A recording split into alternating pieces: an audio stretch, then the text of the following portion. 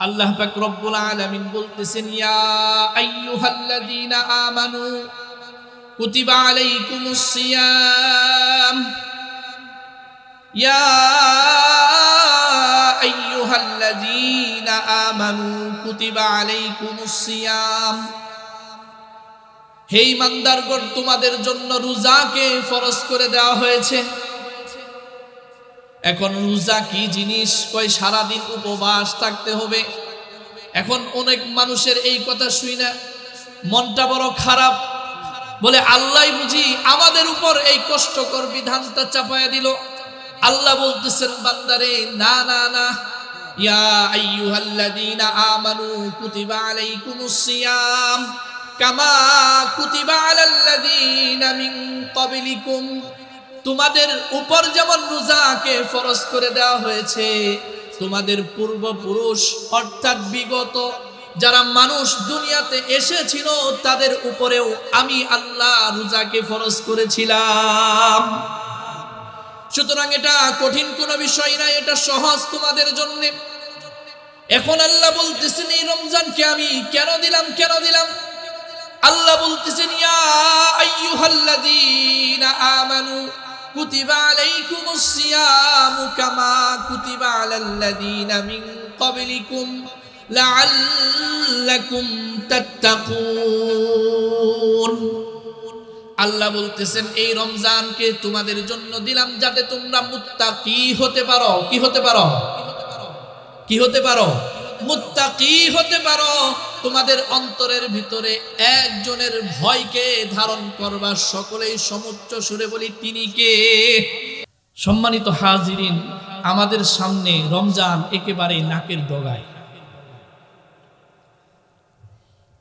আল্লাহর রাসূল সাল্লাল্লাহু আলাইহি ওয়াসাল্লামের অভ্যাস ছিল, যখন রজব মাস চলে আসতো। কোন মাস? রজব মাস। আমাদের রজব শেষ, শাবান কি হয়ে গেছে? শুরু হয়ে গেছে। হাদিসের ভিতরে, বর্ণনার ভিতরে আসে যে আল্লাহর রাসূল সাল্লাল্লাহু আলাইহি ওয়াসাল্লাম রজব শাবান মাসের রমজানের প্রস্তুতি কেমন ভাবে নিতেন। আমরা যখন কোনো কাজ করি, কঠিন থেকে কঠিন কাজ যখন হয়ে যায়, এটা আর স্বাভাবিকভাবে করি না, কোমরের ভিতরে রশি অথবা গামছা বান্ধি না। সাহাবায়ে কেরাম বর্ণনা করেন যে আল্লাহর রাসূল সাল্লাল্লাহু আলাইহি ওয়াসাল্লাম রজব শাবান মাসে কোমরের ভিতরে গামছা বাঁধতেন টাইট করে, এবং সাহাবায়ে কেরামকে বলতেন, ও আমার সাহাবীরা, সামনে এমন এক মর্যাদাপূর্ণ মাস আসতেছে, যেই মাসের প্রস্তুতি এত সুন্দরভাবে কঠিনভাবে নেওয়ার জন্য আমি আমার কোমরে গামছা বাঁধলাম, তোমরাও তোমাদের কোমরের ভিতরে গামছা বেঁধে রমজানের জন্য প্রস্তুতি শুরু করে দাও। আমাদেরও প্রস্তুতি আছে না নাই? কি প্রস্তুতি? ব্যবসায়ীদের প্রস্তুতি হচ্ছে যে খেসারির ডাল আগে আসছিল 100 টাকা, কিভাবে এটারে 200 টাকা করা যায়। রমজানের প্রস্তুতি আছে না? আমাদের প্রস্তুতি হচ্ছে যে যেই বুট আমরা স্বাভাবিকভাবে 120 টাকা করে খাই, দেখবেন রমজানের আগে এই বুটের দাম হয়ে গেছে 200 টাকা। ঠিক না বেঠিক? যেই সোয়াবিন তেল 200 টাকা 180 টাকা লিটার, রমজানের আগে দেখবেন বাজার গরম, সোয়াবিন নাই। সোয়াবিন কি নাই? ওই সোয়াবিন দিতে হইলে কি করতে হবে? 300 টাকা 350 টাকা লিটারে কিনতে হবে। এটা হচ্ছে আমাদের মুসলমানের বর্তমান রমজানের কি প্রস্তুতি। আরো আশ্চর্যের কথা শুনেন, বাঙালি মুসলমানরা সুযোগ, কেউ চিপাই পড়লে ওই চিপার সুযোগে আরো কি করে সদ্ব্যবহার করে। কেমন? আমাদের কিছু মাস আগে আপনারা জানেন, বিমান বিধ্বস্ত হয়ে একটা স্কুলের ভিতরে বিমান চলে গেছিল, সংবাদ আমরা পাইছি না? যেখানে মুসলমানদের উচিত ছিল, প্রত্যেকটা মানুষের মানুষত্ব হিসেবে উচিত ছিল যে একটা মানুষকে পানি খাওয়ানো, নিজের পকেটের টাকা খরচ করে তাকে কি করানো, বাঁচানোর চেষ্টা করা। কিন্তু আমরা নামে মুসলমান দাবি করি, যে দাবি করার পরে প্রত্যেকটা একটা করে পানির বোতল বিক্রি হয়েছে 5 থেকে 600 টাকা। ঠিক না বেঠিক? অথচ সাহাবায়ে কেরামের রমজানের প্রস্তুতি কেমন? যে ভাই তোমার রমজানের সেহরি করবা, ইফতারি করবা, তোমার টাকা নাই, টাকা রাখবে না, তুমি আমার মালটা নিয়ে যাও, আল্লাহর কাছে দোয়া করবা আল্লাহ যেন আমাকে রমজানের রোজাগুলো রাখার তৌফিক দান করে এবং তোমাদের জন্য বেশি বেশি সেবা করার তৌফিক দান করে। আর আমাদের প্রস্তুতি হচ্ছে কার পকেট কিভাবে কত বেশি কি করা যায়, কাটা, ঠিক কিনা ভাইরা? আল্লাহ পাক রব্বুল আলামিন আমাদেরকে আল্লাহর রাসূল যেইভাবে রমজানের প্রস্তুতি নিয়েছেন, সাহাবাই কেরাম যেইভাবে প্রস্তুত নিয়েছেন, সেইভাবে প্রস্তুতি গ্রহণ করার তৌফিক, হিম্মত, শক্তি আল্লাহ তাআলা আমাদেরকে দান করুক। সকলে বলি আমিন। আল্লাহর রাসূল দোয়া করছেন, আল্লাহুম্মা বারিক লানা ফি রজব ওয়া শাবান ওয়া বাল্লিগনা রমাদান। আল্লাহ রজব এবং শাবানের বরকত দান করেন, রমজান পর্যন্ত হায়াত পৌঁছায় দেন। রমজানে হায়াত পাওয়া, আহা কত বরকতের হায়াত। আপনি আমল করবেন নফল, আপনার আমল নামায় উঠবে ফরজের আমল। নামাজ পড়ছেন জোহর এক ওয়াক্ত, জোহরের নামাজ এক ওয়াক্ত আদায় করেছেন, কাল কিয়ামতের ময়দানে রমজানের যে জোহর আপনি দেখবেন সেখানে আল্লাহ তাআলা লিখে দিয়েছেন 70টা জোহরের নামাজের সওয়াব। এটা আল্লাহ তাআলা আরো বেশি করে দিতে পারেন কি পারেন না? সবকিছু বেশি বেশি দেনওয়ালা একজন, তিনি কে? আল্লাহ। আমি যে আয়াতে কারিমা তেলাওয়াত করেছি সূরাতুল বাকারা আয়াত নাম্বার 183। আয়াত নাম্বার কত? 183, 2 নাম্বার পারার 6 নাম্বার পৃষ্ঠার 10 নাম্বার লাইনের শেষে থেকে শুরু হয়েছে।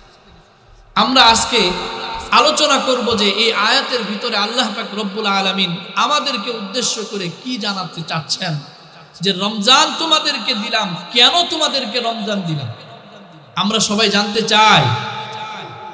আল্লাহ পাক রব্বুল আলামিন বলতেছেন, ইয়া আইয়ুহাল্লাযীনা আমানু কুতিবা আলাইকুমুস সিয়াম, ইয়া আইয়ুহাল্লাযীনা আমানু কুতিবা আলাইকুমুস সিয়াম। হে ঈমানদারগণ, তোমাদের জন্য রোজাকে ফরজ করে দেওয়া হয়েছে। এখন রোজা কি জিনিস? কই সারাদিন উপবাস থাকতে হবে। এখন অনেক মানুষের এই কথা শুই না মনটা বড় খারাপ, বলে আল্লাহ বুঝি আমাদের উপর এই কষ্টকর বিধানটা চাপায়া দিল। আল্লাহ বলতেছেন, বান্দারে না না না, ইয়া আইয়ুহাল্লাযীনা আমানু কুতিবা আলাইকুমুস সিয়াম কামা কুতিবা আলাল্লাযীনা মিন ক্বাবলিকুম। তোমাদের উপর যেমন রোজাকে ফরজ করে দেওয়া হয়েছে, তোমাদের পূর্বপুরুষ অর্থাৎ বিগত যারা মানুষ দুনিয়াতে এসেছিল তাদের উপরেও আমি আল্লাহ রোজাকে ফরজ করেছিলাম। সুতরাং এটা কঠিন কোনো বিষয় না, এটা সহজ তোমাদের জন্য। এখন আল্লাহ বলতেছেন, এই রমজানকে আমি কেন দিলাম, কেন দিলাম? আল্লাহ বলতেছেন, ইয়া আইয়ুহাল্লাযীনা আমানু কুতিবা আলাইকুমুস সিয়ামু কামা কুতিবা আলাল্লাযীনা মিন ক্বাবলিকুম লাআল্লাকুম তাত্তাকুন। আল্লাহ বলতেছেন, এই রমজানকে তোমাদের জন্য দিলাম যাতে তোমরা মুত্তাকি হতে পারো। কি হতে পারো? কি হতে পারো? মুত্তাকি হতে পারো। তোমাদের অন্তরের ভিতরে একজনের ভয়কে ধারণ করবা। সকলেই সমুচ্চ সুরে বলি, তিনি কে? আল্লাহর ভয় যদি অন্তরে ধারণ করতে পারো, আল্লাহর ভয় যদি অন্তরের ভিতরে এসে যায়, দুনিয়ার মুহাব্বত আর মুহাব্বত মনে হবে না। আল্লাহর ভয় যখন অন্তরে এসে যাবে, মুত্তাকি যখন হয়ে যাবা, একটা সেজদা দিবা, তোমার কাছে মনে হবে পুরা পৃথিবী যদি আমাকে দেওয়া হয়, এরপরও একটা সেজদার ভিতরে মালিক যে নিয়ামত এবং সৌন্দর্য, ভালোবাসা এবং আমার জন্য নিয়ামত রাজি রেখেছেন, শান্তি রেখেছেন, একটা সেজদা তার দাম পুরা দুনিয়ার চাইতেও তখন মুত্তাকির কাছে বেশি হয়ে যাবে।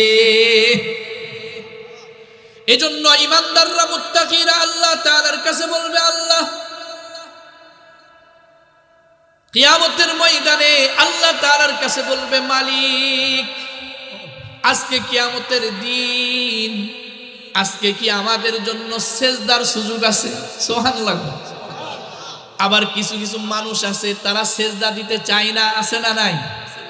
তারা নামাজ আদায় করতে চায় না, যাকাত দিতে চায় না, আল্লাহর হুকুমগুলো মানতে চায় না।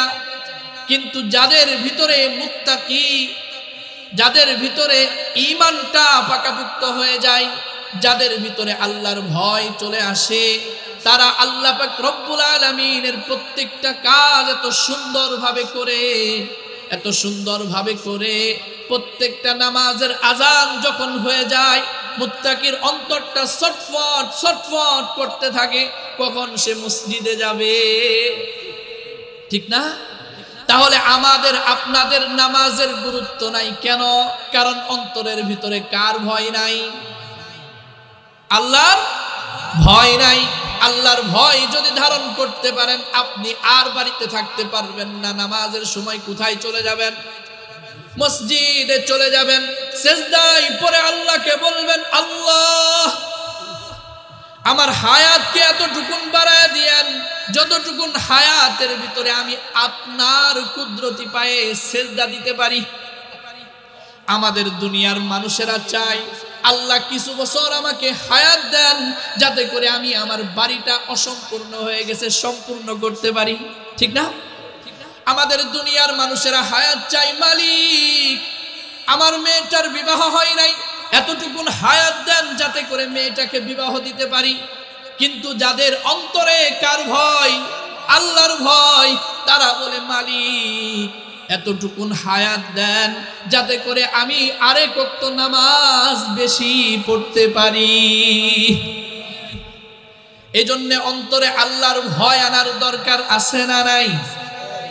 আরে ভয় তো আমরা শুধু বলি, ভয় দরকার কেমন? মাছের জন্য পানির দরকার যেমন, মুমিনের জন্য মুত্তাকি হওয়ার দরকার তেমন। কেননা সূরাতু আলী ইমরানের 102 নম্বর আয়াতে আল্লাহ বলতেছেন, ইয়া আইয়ুহাল্লাযীনা আমানুত্তাকুল্লাহ, ইয়া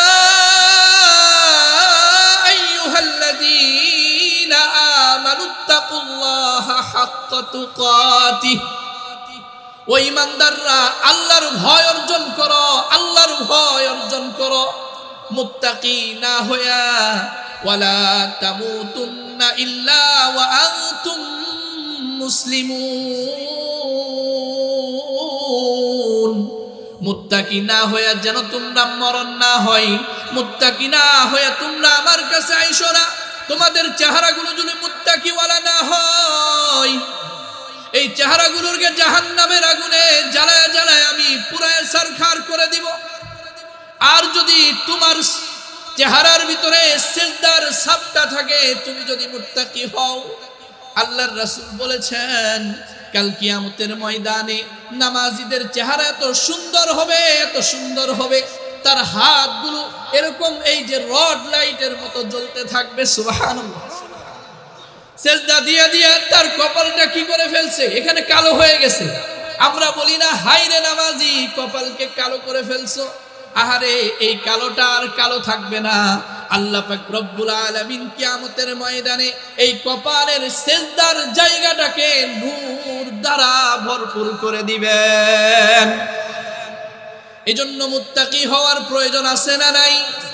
আল্লাহর ভয় অর্জন করার প্রয়োজন আছে না নাই?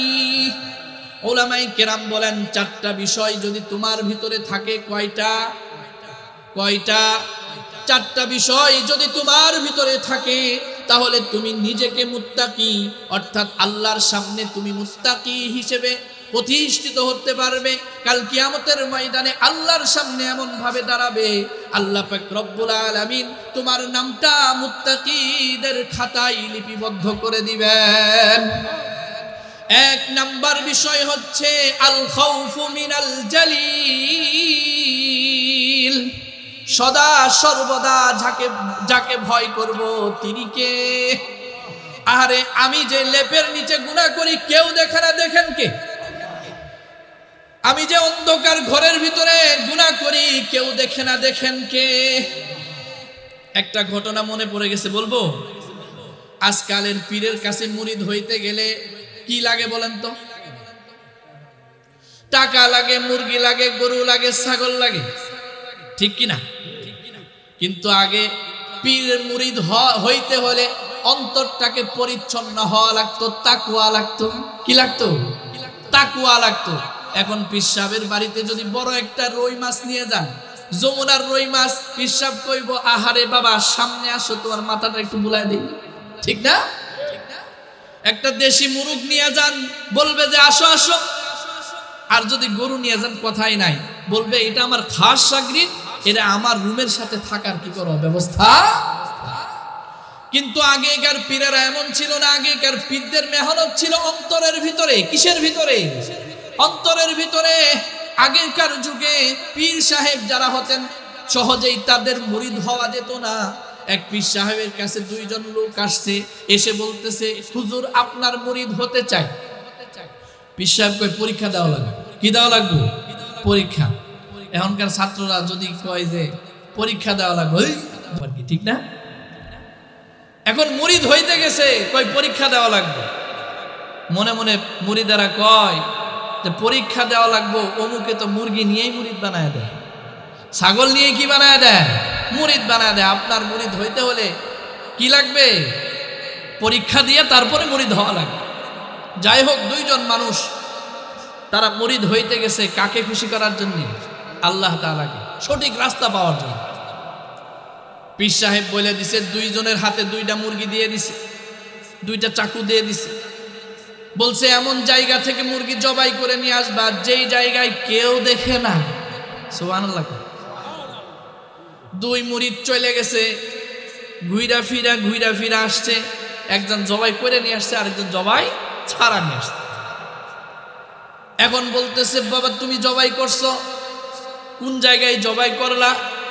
বলে হুজুর আমি মুরগি নিয়ে চলতে নদীর পারে চলে গেছি, যায় দেখি খা নদীর ভিতরে কোনো মানুষ নাই। আমি ভাবলাম কেউ দেখে না, দিছি জবাই করে। ও বাবা তুমি যে জবাই করো নাই? কয় হুজুর আমি আবদ্ধ ঘরের ভিতরে গেলাম, আমি যখন মুরগিটাকে জবাই করব দেখি আমার আল্লাহ আমাকে দেখে। আমি পাহাড়ে উঠলাম, দেখি কেউ নাই, কিন্তু মালিক আমার দিকে তাকায় আছে। নদীর পাড়ে গিয়ে দেখলাম কেউ দেখে না। দেখেন কে? দেখে একমাত্র আল্লাহ। পীর সাহেব বলতেছে, মুরিদ হওয়ার যোগ্যতার পরীক্ষায় তুমি পাশ হয়ে গেছো। তুমি মুরিদ হইতে পারো, কিন্তু তুমি পাশ করতে পারো নাই। কারণ দুনিয়ার যেই জায়গায় যে অবস্থায় যেখানেই থাকো না কেন, তোমাদেরকে সর্ব অবস্থায়, তোমাদের সব সময় তোমাদেরকে পর্যবেক্ষণ করে দেখেন তিনি কে? আল্লাহ। তাহলে ভয়টা হতে হবে এমন ভয়, যে ভয়ের কারণে মানুষ গুনাহে লিপ্ত হতে পারে না, যে ভয় মানুষকে গুনাহ থেকে বাঁচায় রাখে। তাকওয়ার প্রথম নাম্বার শর্তই হচ্ছে এটা, সে গুনাহ থেকে বেঁচে থাকবে। সে যদি তাকওয়াদার হয়, সে যদি তাকওয়ার যোগ্যতা অর্জন করতে চায়, প্রথম নাম্বার শর্তই হচ্ছে গুনাহমুক্ত জীবন তাকে অর্জন করতে হবে। তাহলে সামনের যে রমজান, আল্লাহ পাক রব্বুল আলামিন আমাদের কানে কানে বলে দিতে চাচ্ছেন, ইয়া আইয়ুহাল্লাযীনা আমানু কুতিবা আলাইকুমুস সিয়াম ওয়া আব্দুস সত্তার ওয়া আব্দুল কবির ওয়া আব্দুল করিম ওয়া আব্দুল জব্বার ওয়া আব্দুল হামিদ। এই রমজান কিন্তু সাধারণ কোন রমজান না। এই রমজান কিন্তু তোমার জীবনের শেষ রমজান হতে পারে। এই রমজান কিন্তু তোমাকে আমি আল্লাহ দিলাম, স্পেশালি তোমাকে মনোনীত করে দিছি। চোখটা বন্ধ করে মনে করেন তো, এই গত বছরের এই রমজান থেকে, গত বছর রমজান থেকে এই রমজান পর্যন্ত কত মানুষের জানাজা পড়ছে?